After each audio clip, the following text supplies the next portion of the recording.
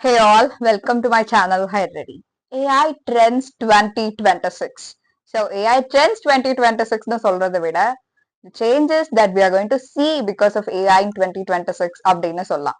So AI-னால 2026ல ID கம்பெனிஸ்குள்ள ஸ்பெசிஃபிக்கா ஒரு tech ஃபீல்டுக்குள்ள பிசினஸ்ல என்ன மாதிரியான சேஞ்சஸா நம்ம 2026ல எக்ஸ்பெக்ட் பண்ணலாம் அப்படின்றத இந்த வீடியோல நம்ம ரொம்ப கிளியரா பார்க்க போறோம்.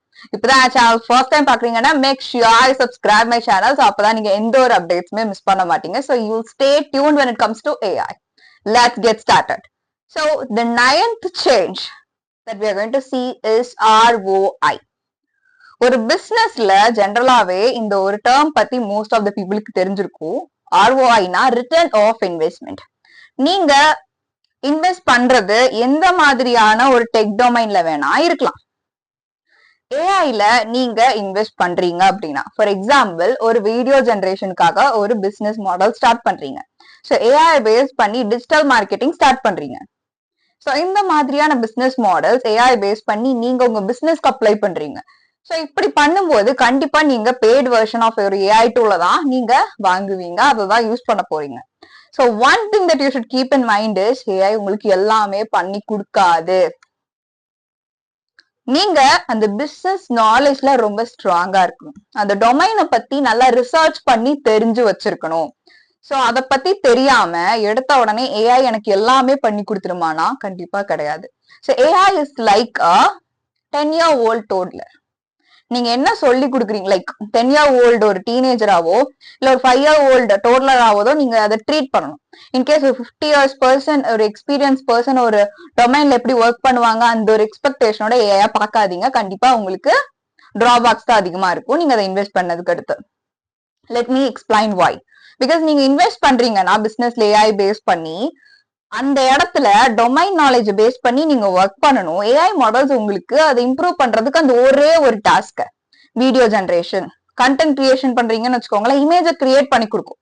அந்த இமேஜ் பிசினஸ்க்கு ஒர்க் ஆகுமா, அது ஆடியன்ஸை அட்ராக்ட் பண்ணுமா டிசைட் பண்ணும் இல்லையா, நீங்க திருப்பி என்ன கஸ்டமைசேஷன்ஸ் வேணும்னு சேஞ்ச் பண்ணி எடுக்கணும்.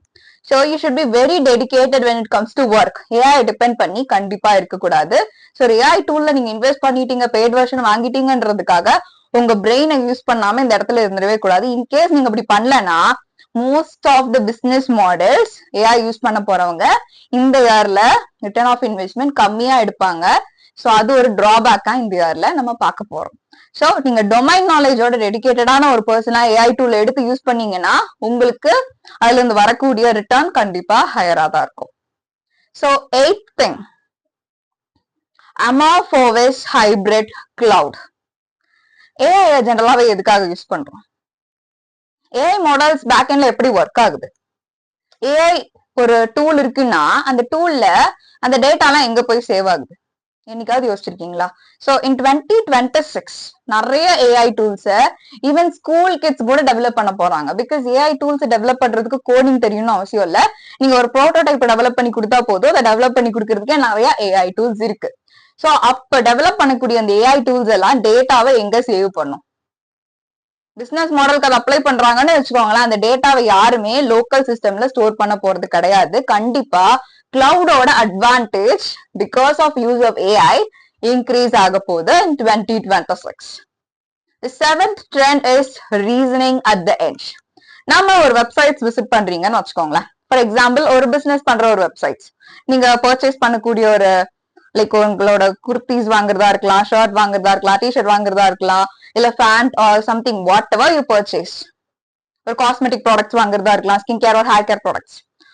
ஏதாவது ஒரு சில வெப்சைட்ஸ்ல மட்டும்தான் கீழே சாட் பாட்னு ஒண்ணு இருக்கும், கஸ்டமர் சப்போர்ட் சாட் பாட்னு. மெயினா நீங்க அதுல கொஸ்டின்ஸ் கேட்டீங்கன்னா அது உங்களுக்கு ஆன்சர் கொடுக்கும். ஒரு சில வெப்சைட்ஸ்ல மட்டும்தான் பார்த்திருப்பீங்க. இன் 2026 டெவலப் பண்ற மோஸ்ட் ஆஃப் த வெப்சைட்ஸ்ல அது இருக்க போகுது. பிகாஸ் வெப்சைட்ஸ் டெவலப் பண்றதே ஒரு டிடிஎஸ் ப்ராசஸா இருந்து பிஃபோர் ஏஐ. இப்போ அந்த வெப்சைட் பண்றது டெவலப் பண்றது எல்லாமே AI most of the part பண்ணி கொடுத்துரும். ஸோ அப்ப அது எந்த அளவுக்கு அட்வான்டேஜஸா கஸ்டமர்ஸ் சாட்டிஸ்ஃபை பண்ற மாதிரி பண்றாங்கன்றது ரொம்ப இம்பார்ட்டன்ட். ஸோ எஸ்எல்எம் மாடல்ஸ் சொல்லுவாங்க அந்த சின்ன சின்ன chat bots. So large language models அப்படிங்கிறது நீங்க யூஸ் பண்ணக்கூடிய அந்த சாட் ஜிபிடி, டீப்சீக்கு. ஸோ இந்த மாதிரியான ஏஐ மாடல்ஸ் எல்லாமே வந்து நம்ம நிறைய டேட்டாவை வச்சு ட்ரெயின் பண்றோம். So it is large language models. So நீங்க கம்மியான டேட்டா வச்சு உங்க கஸ்டமர்ஸ் எந்த மாதிரி கொஸ்டின்ஸ் கேட்பாங்க, ஸோ அதை மட்டும் வச்சு ட்ரெயின் பண்றீங்கன்னா அது எல்லாமே எஸ்எல்எம் மாடல்ஸ்க்கு கீழே வரும், ஸ்மால் லாங்குவேஜ் மாடல்ஸ். ஸோ அந்த ரீசனிங் எபிலிட்டியை ஒரு சாட்பாட்டுக்கு நான் கொடுத்து கிரியேட் பண்ணி அது வெப்சைட்ல ஆட் பண்ணுவேன். ஸோ அந்த மாதிரி நிறைய ப்ராஜெக்ட்ஸ்ல சின்ன சின்ன சாட்பாட்ஸ் ஆட் பண்ணுவாங்க. ஸோ ரீசனிங் எபிலிட்டி ஏஐக்கு இருக்கக்கூடிய ஒரு அப்ளிகேஷன்ஸ் நிறைய பார்க்க போறோம். So reasoning at the edge, that is going to be the 7th change that we are going to see in 2026. The 6th trend in AI is quantum utility everywhere. இப்போ இந்த இயர்ல 2026ல quantum AI கண்டிப்பா ஒரு சேஞ்சா இருக்க போகுது. நிறைய பிசினஸ்ல normal கம்ப்யூட்டிங்ல இருந்து குவாண்டம் கம்ப்யூட்டிங்க்கு மாத்த போறாங்க. அதுக்கடுத்து குவாண்டம் ஏஐன்னு ஒண்ணு வரும். ஃபர்ஸ்ட் ஆஃப் ஆல் குவாண்டம் கம்ப்யூட்டிங்னா என்ன, சிம்பிளா நான் இப்ப சொல்றேன். ஸோ டீடைலா குவாண்டம் ஏஐனா என்ன, குவாண்டம் கம்ப்யூட்டிங்னா என்னன்னு கண்டிப்பா I'll be posting in another video. நீங்க அதை மிஸ் பண்ணக்கூடாதுன்னா make sure I subscribe my channel. So அப்பதான் அந்த வீடியோ மிஸ் பண்ண மாட்டீங்க, அந்த நாலேஜ்ல அப்டேட்டடாவே இருப்பீங்க. Okay, so quantum utility everywhere in the sense, சிம்பிளா சொல்லணும்னா குவாண்டம் கம்ப்யூட்டிங்னா என்ன, what is the difference between normal and quantum computing. Normal computers எப்பவுமே நீங்க கொடுக்குற டேட்டாவை 2 பார்ட்டா மாத்தும், ஒன்னு 0 இன்னும் 1. ஓகே, ஸோ இப்படிதான் அந்த டேட்டாவை பிரிச்சு அது புரிஞ்சுக்கும். ஆனா குவாண்டம் கம்ப்யூட்டிங்கை பொறுத்த வரைக்கும் அந்த 0s and 1s தாண்டி 0s and 1s கம்பைண்டாவும் ஒன்னு இருக்கும். அந்த 0s இருக்கலாம் 1 இருக்கலாம், அதுக்கடுத்து 0s and 1s மாறும். ஸோ இது நீங்க ரொம்ப கன்ஃபியூஸ் பண்ணிக்க வேண்டாம். ஸோ 0s and 1s இல்லாம அது கியூபிட்ஸா மாறும். இப்ப நான் கொடுக்குற டேட்டா 0 and 1 மாறினா அது நார்மல் கம்ப்யூட்டிங், இப்போ கியூபிட்ஸா மாறினா அது குவாண்டம் கம்ப்யூட்டிங். சிம்பிளா அவ்வளவுதான். ஸோ இதோட நீடு என்னன்னா, நீங்க கொடுக்கக்கூடிய ஒரு சின்ன டேட்டாவை, okay, so if you have small data, கம்மி அமௌண்ட் ஆஃப் டேட்டா கொடுக்கும்போது நார்மலான ஏஐ மாடல்ஸ் ஈஸியா ப்ராசஸ் பண்ணிடும். நார்மலா நம்ம யூஸ் பண்ணக்கூடிய அப்ளிகேஷன்ஸ் நார்மலா நல்லாவே ஒர்க் ஆகும். நீங்க கொடுக்கக்கூடிய டேட்டாவோட அமௌண்ட் இன்க்ரீஸ் ஆகும் போது ஒரு சில கிளவுடுமே வந்து ஸ்ட்ரகிள் பண்ணும். ஸோ நம்ம சிஸ்டம் வந்து அதுக்கு கன்வீனியன்டா இருக்காது. ஸோ அந்த அமௌண்ட் ஆஃப் டேட்டாவை அது ஹேண்டில் பண்ற எபிலிட்டி நம்ம கேப்பபிலிட்டி நம்ம நார்மல் கம்ப்யூட்டர்ஸ்க்கு இல்லை. ஸோ அந்த சினாரியோல when quantum computing comes inside here, quantum கம்ப்யூட்டிங்க்கு நீங்க எவ்வளவு டேட்டா கொடுத்தாலும் எவ்வளவு டைப்ஸ் ஆஃப் டேட்டா கொடுத்தாலும் அதை புரிஞ்சுக்கிட்டு அதை ஒர்க் பண்ற ability, it's not just about understanding, it's mainly about processing power. அந்த டேட்டாவை சீக்கிரமா ப்ராசஸ் பண்ணும், ரொம்ப ஸ்பீடாவும் அதிக அமௌண்ட் ஆஃப் டேட்டாவையும் ஈஸியா ப்ராசஸ் பண்ணும். ஸோ அந்த குவாண்டம் யூட்டிலிட்டி அப்படின்றது நீங்க எல்லா இடத்துலயும் 2026ல பார்க்க போறீங்க. நார்மல் கம்ப்யூட்டர்ஸ்ல இருந்து குவாண்டம் கம்ப்யூட்டர்ஸ்க்கு மோஸ்ட் ஆஃப் த பீப்புள் ஸ்விட்ச் ஆவாங்க. இல்ல அந்த ரிசர்ச் இருக்கு இல்லையா குவாண்டம் கம்ப்யூட்டிங்க்கு, அதை எஃபிஷியன்டா 2026ல பண்ணி ரொம்ப சீக்கிரமா குவாண்டம் கம்ப்யூட்டர்ஸ் ரிலீஸ் பண்ணுவாங்க. Next, verifiable AI. ஸோ நான் ஆல்ரெடி சொல்லியிருந்தேன்ல, ஸோ ஒரு கிட்டே வந்து ஒரு ஸ்கூல் படிக்கக்கூடிய ஒரு ஸ்டூடெண்ட்டே ஒரு ஏஐ டூல டெவலப் பண்ணிடலாம். ஏன், இப்போ அந்த ஸ்டூடெண்ட்டுக்கு கோடிங் நாலேஜ் தேவையில்லை. இன்ஸ்டெட் ப்ரோட்டோடைப் என்ன மாதிரியான ஏஐ டூல் எனக்கு வேணும்னு நான் கஸ்டமைஸ் பண்ணி கொடுத்தேன்னா எனக்கு கோடிங் எடுத்து கொடுத்துரும். ஃபுல்லா டெவலப் பண்ணணும்னா நான் காசு கொடுத்தா அதை ஃபுல்லாவே ஒரு ஏஐ டூல் எனக்கு பண்ணி கொடுத்துரும். கரெக்டா? ஸோ இப்போ இன்னொரு ப்ராப்ளம் வரப்போகுது, டேட்டாவை தப்பா யூஸ் பண்ணலாம். உங்க யூசர் கிட்ட இருந்து ஒருத்தங்க டேட்டாவை வாங்கி ஹேக்கர்லாம் வந்து கோடிங் தெரிஞ்ச ஒரு பர்சனை ஹையர் பண்ணணும்னே அவசியம் இல்லை. அவங்களே காசு போட்டு இன்வெஸ்ட் பண்ணி ஒரு டூலை ரெடி பண்ணி உங்க டேட்டாவெல்லாம் ஈஸியா திருடிடலாம். உங்களுக்கு நிறைய மெசேஜஸ் எல்லாம் அனுப்பி கலெக்ட் பண்ணி ஈஸியா டேட்டாவை ஸ்டீல் பண்ணலாம். நிறைய லைக் சைபர் அட்டாக்ஸ் நடக்கலாம். ஸோ இந்த இடத்துல நான் டெவலப் பண்ற ஒரு ஏஐ டூல், நான் பிசினஸ்க்கு யூஸ் பண்ணக்கூடிய அந்த ஏஐ சேஃப் தானா? ஸோ வெரிஃபிகேஷனுக்கு நிறைய பிசினஸ் ஏஐல நிறைய கிராஸ் வெரிஃபிகேஷன்ஸை பண்ணி தான் ஏஐயை அப்ளை பண்ணணும். ஸோ அந்த பண்ணாதவங்க எல்லாருமே கண்டிப்பா நிறைய டிராபேக்ஸை ஃபேஸ் பண்ணுவாங்க. பிகாஸ் மெயினான பிசினஸ்லாம் ஏஐ நம்பி கொடுத்துட்டாங்கன்னு வச்சுக்கோங்களேன், டேட்டா போயிடுச்சுன்னா என்ன ஆகுறது? So everything will be last, right? So அந்த டிராபேக்ஸை பார்த்ததுக்கு அடுத்து மாறுவாங்க. ஸோ நீங்க பிசினஸ் பண்ற ஒரு பர்சனை இப்பதான் பாக்குறீங்க, ஏஐ யூஸ் பண்ணலான்ற ஒரு பிளான்ல இருக்கீங்கன்னா கண்டிப்பா அந்த ஏஐனால எந்த ஒரு ப்ராப்ளமே வராதுன்றத வெரிஃபை பண்ணிட்டு யூஸ் பண்ணுங்க. டெவலப் பண்ணக்கூடிய ஏஐ டூல்ஸை மார்க்கெட் அக்செப்ட் பண்ணணும்ல. ஸோ அந்த இடத்துல இது கண்டிப்பா வெரிஃபையபிள் ஏஐன்றது ரொம்ப நிறைய ரூல்ஸ் அண்ட் ரெகுலேஷன்ஸை ஃபாலோ பண்ணினா மட்டும்தான் அந்த ஏஐ டூலை மார்க்கெட்டுக்குள்ள எடுத்துக்குவாங்க. ஸோ அப்பதான் அது காமன் யூஸுக்கே வரும். So that is going to be as a change in 2026. நீங்க ஏஐ டூல் டெவலப் பண்றீங்கன்னா அது எல்லா சேஃப்டி ப்ராசஸையும் எல்லா ரூல்ஸையும் ஃபாலோ பண்ணுதா அப்படின்றத செக் பண்ணிட்டு அதுக்கேற்ற மாதிரி டெவலப் பண்ணுங்க. The fourth trend that we are going to see is social computing. So நான் 9th trend ROI பத்தி பேசும்போது உங்ககிட்ட ஒன்று சொல்லியிருந்தேன். நீங்க பிசினஸ்ல ஏஐல இன்வெஸ்ட் பண்றீங்கன்னா கண்டிப்பா one thing that you should keep in mind is business knowledge எனக்கு ரொம்ப தெளிவா இருக்கணும். டொமைனை பத்தின கிளாரிட்டி எனக்கு ரொம்பவே கிளியரா இருக்கணும். ஸோ அதுல என்ன இன்கம் எனக்கு ஜென்ரலா வருது, ஸோ இது எல்லாமே என் கம்பெனில ஒர்க் பண்றவங்களுக்கு ஓகேவா, ஸோ இதை வச்சு நான் இன்வெஸ்ட் பண்ணி நிறைய பேர்த்த ஹையர் பண்றேன்னா அது கரெக்டா என்னால மேனேஜ் பண்ண முடியுமா அப்படின்றத அந்த நாலேஜ் இருக்கணும். ஸோ அந்த நாலேஜ் எல்லாம் இருந்ததுக்கு அடுத்தா நீங்க ஏஐ டூலையே எடுத்து யூஸ் பண்ண போறீங்க. ஸோ இந்த ஏஐ ஏஜென்ட் அப்படின்றது, ஸோ ஏஐ டூல்ஸ் எல்லாமே வந்து நான் கொடுக்கக்கூடிய ஒரு ப்ராசஸ மட்டும் தான் பண்ணும். So social computing in the sense நீங்களும் உங்களோட ஏஐ டூலும் நிறைய இன்டராக்ட் பண்ணணும். பண்ணுனா மட்டும்தான் அது மைண்ட்ல என்ன நடக்குதுன்னு நீங்க புரிஞ்சுக்க முடியும். உங்களுக்கு மைண்ட்ல என்ன தோணுதுன்றதா அது கிட்ட ஷேர் பண்ண முடியும். அது மிஸ்டேக்ஸ் பண்ணுதுன்னா ஆஃபன் நீங்க கரெக்ட் பண்ணிட்டே இருக்கணும். ஸோ ஹியூமன் பீயிங்ஸ் அவங்க எப்படி பார்ப்பாங்க ஒரு ப்ராஜெக்ட் டெவலப் பண்றீங்க அப்படின்னா, ஃபார் எக்ஸாம்பிள் ஒரு வீடியோ ஜென்ரேட் பண்றீங்க, இன்கேஸ் ஒரு வெப்சைட் டெவலப் பண்றீங்க, நீங்க ஒரு ஏஐ டூல வச்சு என்ன வேணா கண்டென்ட் ஜென்ரேட் பண்ணிக்கோங்க. ஒரு ஹியூமன் பீயிங்கா பார்த்துட்டு அந்த பெர்ஸ்பெக்டிவ்ல அதுக்கான கமெண்ட்ஸை கொடுத்து நீங்க அதுக்கேத்த மாதிரியான அவுட்கமா வாங்கி அதை மட்டும்தான் பிசினஸ்ல அப்ளை பண்ணணும். அதை விட்டுட்டு ஏஐ ஃபுல்லா நம்பவே கூடாது. So you should be in good words with your AI model that you are going to use. So AI models எல்லாமே உங்க கூட இன்டராக்ட் பண்ற எபிலிட்டி இருக்கு. ஸோ நீங்க கொடுக்குற கஸ்டமைசேஷனுக்கு ஏத்த மாதிரி தான் உங்களுக்கு கண்டென்ட் அது ஜென்ரேட் பண்ணி கொடுக்கும், நீங்க கொடுக்குற டாஸ்க பண்ணி கொடுக்கும். ஸோ அந்த இடத்துல நீங்க கரெக்டா இன்டராக்ட் பண்ணி உங்களுக்கு தேவையான அவுட்கம் நீங்க எடுத்துக்கணும். The third trend, physical AI. So அதை பத்தி வேற வேற ஆங்கிள் நிறைய பேர் பேசியிருப்பாங்க. ஸோ ஸ்பெசிபிக்கா சொல்லணும்னா நீங்க இப்ப கம்ப்யூட்டர்ல மட்டும் நான் ஏஐ டூல் அப்ளை பண்றேன் அப்படின்றத தாண்டி ஒரு ஐஓடி டூல், ஃபார் எக்ஸாம்பிள் அக்ரிகல்ச்சர்லாம் இருக்குல்ல, ஸோ அக்ரிகல்ச்சருக்கு நிறைய பேர் போயிடலாம் ஏஐ வந்துருச்சுன்னா அப்படின்ற தாட் ப்ராசஸ்ல இருக்காங்க. ஸோ அக்ரிகல்ச்சர் பண்ணக்கூடிய ஏஐ மாடல்ஸை டெவலப் பண்ண முடியும். So I will be posting a detailed video on AI எப்படி அக்ரிகல்ச்சர்ல ஒர்க் ஆகுன்றத கண்டிப்பா நான் போஸ்ட் பண்ணுவேன். So the thing is AI டூல்ஸை நான் டெவலப் பண்றது தாண்டி ஏஐ மிஷின்ஸ், ஃபார் எக்ஸாம்பிள் நான் டெய்லி ஹியூமன் பீயிங்ஸ் பண்ணக்கூடிய ஒரு சில டீடியஸான டாஸ்க் இருக்கு இல்லையா, ஸோ அந்த டீடியஸான டாஸ்க்கு ஒரு ஏஐ மாடலை டெவலப் பண்ண முடியும். ஸோ அந்த ஏஐ எப்படி ஒர்க் ஆகும் நான் சொல்றேன். Seriously it is going to be very dangerous. ஒரு ஹியூமன் பீயிங் சின்னதுல இருந்து எப்படி ஒரு விஷயத்த புரிஞ்சுக்குவாங்க, எடுத்த உடனே எனக்கு ஒரு விஷயம் புரிஞ்சிடுமா? there are different type of learners, right? ஒரு சில விஷயங்களுக்கு கேட்டா புரியும், ஒரு சில பீப்புளுக்கு, ஒரு சிலருக்கு அது புக்ல படிச்சா புரியும், சிலருக்கு வீடியோவா பார்த்தாதான் புரியும். So in the AI models they learn to understand. So you should keep in mind it is not just understanding what you said, எப்படி புரிஞ்சுக்கணும் அப்படின்றத அது கத்துக்கும். அந்த அளவுக்கு சூப்பர் பவர்ஃபுல்லான ஒரு ஏஐ மாடல்ஸா தான் அந்த பிசிக்கல் ஏஐ. ஸோ ஸ்பெசிஃபிக்கா சொல்லணும்னா ஹியூமனாய்டு ரோபோட்ஸ் எல்லாம் இருக்கு இல்லையா, ஸோ அந்த இன்னோவேஷன்ஸ் ஒரு 70% ஆல்மோஸ்ட் டெவலப்டா இருக்குல்ல. ஸோ இப்போ ஒரு ரோபோட் ஒரு திங் எடுக்குதுன்னா, ஒரு பொருள் எடுக்குதுன்னா இந்த ஸ்டீல் பாடியில் இப்படி ஹோல்ட் பண்ணி எடுக்குது. ஸோ அது வந்து ஃபோர்ஸா ஹோல்டு பண்ணும்போது டக்குன்னு உடஞ்சிடலாம். ஸோ அதை எப்படி ஹோல்டு பண்ணணும்ட்டு அதை தொட்டு பார்த்து ஃபீல் பண்ணி, இல்ல ஒரு டைம் அது மிஸ்டேக் பண்ணும்போது அடுத்த டைம் பண்ணாம இருக்கிற மாதிரி அந்த ஒரு பொருளை எப்படி உடையாம எடுக்கிறது. ஸோ இந்த மாதிரியான விஷயங்களை, ஸோ இன்கேஸ் வந்து நான் அக்ரிகல்ச்சர்ல ஒரு ஒர்க்கு கொடுக்குறேன்னு வச்சுக்கோங்களேன், ஒரு ரோபோட் பில்ட் பண்ணி அது ஒரு டைம் தப்பா பண்ணிருச்சு, ஸோ அதனால ஒரு ப்ராப்ளம் பாக்குது, அடுத்த டைம் அதை கரெக்டா பண்ணணும்.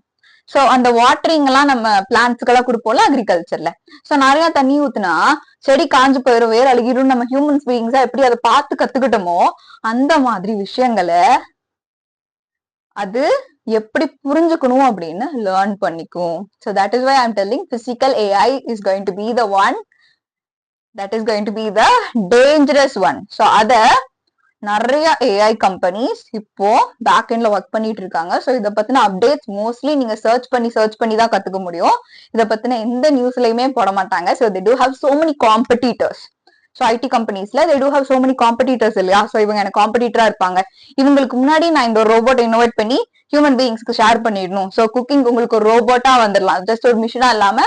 So it can do everything. So அந்த மாதிரி ஆனா இன்னோவேஷன்ஸ் கம்பெனிஸ்குள்ள நிறைய எஃபர்ட்ஸ் போட்டு பண்ண போறாங்க. ஸோ இந்த பிசிக்கல் ஏஐ பத்தின அப்டேட் வெளியே வராது, கம்பெனிஸ்குள்ள பண்ணிட்டு இருப்பாங்க. ஸோ கூடிய சீக்கிரத்துல மோஸ்ட் ஆஃப் த கம்பெனிஸ் அதோட அப்டேட்ஸ் கொடுக்கும்போது ஷாக் ஆகக்கூடாதுன்றதுக்காக நான் உங்களுக்கு இப்பவே கொடுக்குறேன்.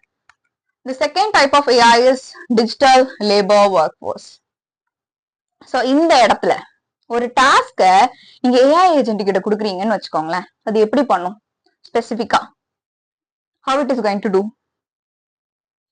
So first thing is, ஒரு டாஸ்க நீங்க எப்படி பண்ணுவீங்க, எடுத்த உடனே பிளான் பண்ணுவீங்க, ஒர்க் ஃப்ளோ பிளான் பண்ணுவீங்க, அடுத்து ஆக்ஷன் எக்ஸிக்யூட் பண்ணுவீங்கல்ல. ஸோ இந்த மாதிரி பண்ணும்போது அந்த ஏஐக்கு மட்டும் ஃபுல் ஒர்க்கே பண்ண முடியலன்னா ஹியூமன் பீங்ஸ் அந்த இடத்துல சப்போர்ட்டுக்கு வேணும்.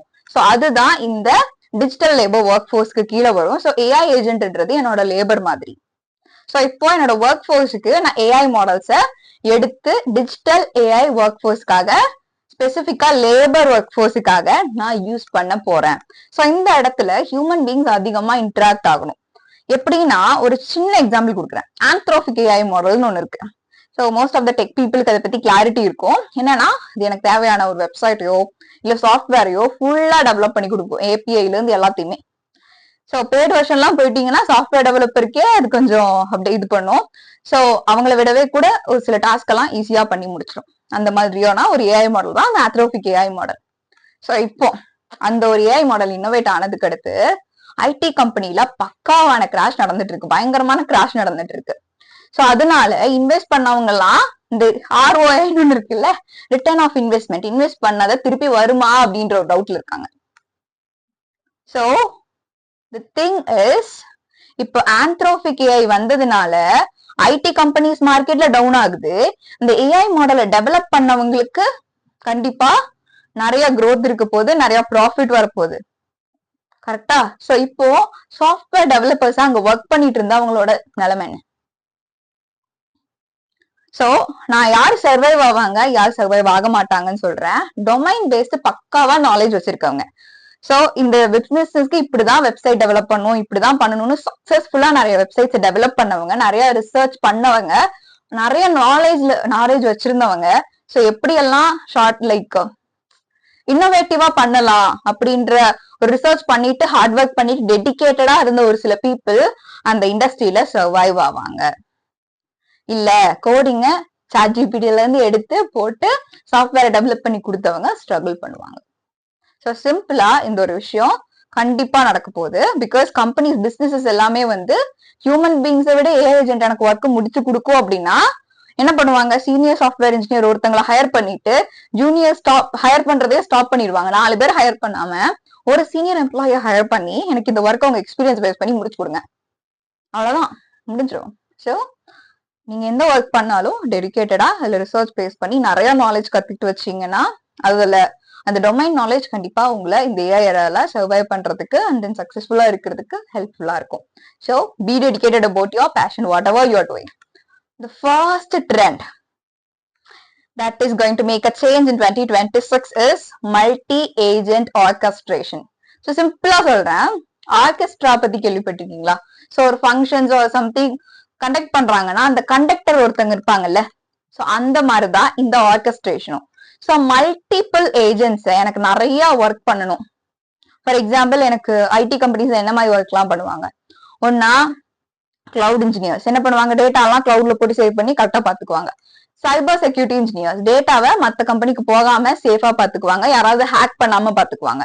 சாஃப்ட்வேர் டெவலப்பர் சாஃப்ட்வேர்ஸை டெவலப் பண்ணுவாங்க. டெஸ்டர்ஸ் கரெக்டா ஒர்க் ஆகுதா அப்படின்னு டெஸ்ட் பண்ணுவாங்க. டேட்டா அனாலிஸ்ட் அனலைஸ் பண்ணுவாங்க.